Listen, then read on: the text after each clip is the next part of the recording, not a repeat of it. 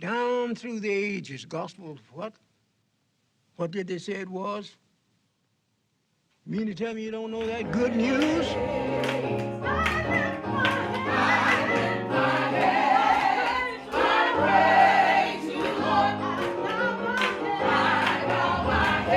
So here we are again, the 15th anniversary. How does that feel? It feels great. It's hard to believe because when we started 15 years ago, we had 4 films in one day, and we actually came here.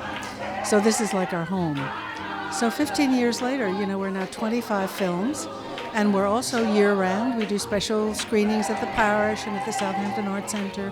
So, yeah, I'm happy having founded it. I didn't like some of the humor in the 9 to 5 script, so I turned it down. I'm not going crazy. You're not going crazy. And then there's the third kind of art thief, and that's the art thief who steals for themselves. And those are the most dangerous. Rita and Jerry Alter were my aunt and uncle.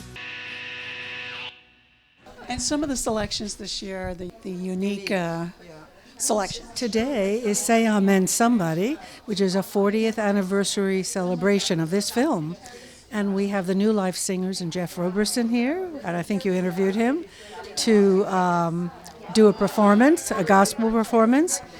And then we have the film, which is wonderful. And and it's an iconic gospel film. And we have George Nierenberg, the director here, and Don Lenzer, who was the cinematographer. So they'll do a Q&A after.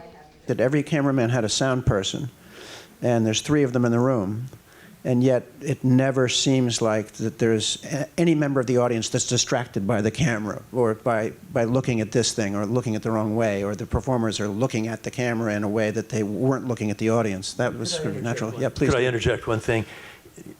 Correct me if I'm wrong about this, but even though this was set up and there was rehearsal, when the performances actually took place, it was the real thing. It was not this, so it wasn't difficult.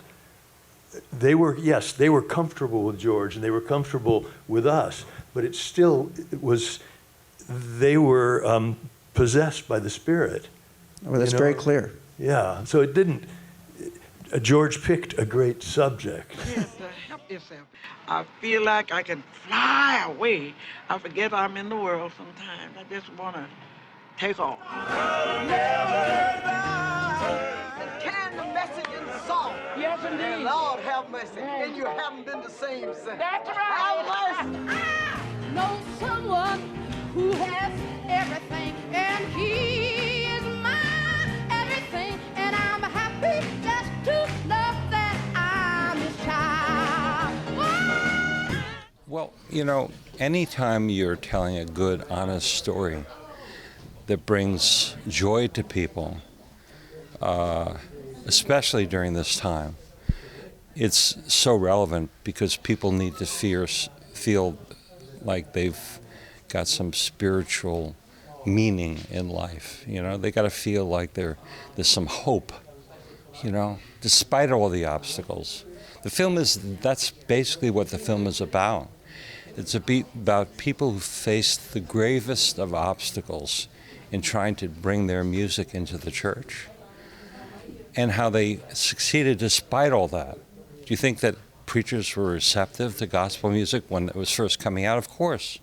They were threatened by it, and they didn't want the blues in their church. But Thomas Dorsey persisted, Mother Smith persisted, because they had a message to deliver, and nothing was going to stop them. And so I think that message of possibility, despite all obstacles, is very relevant today.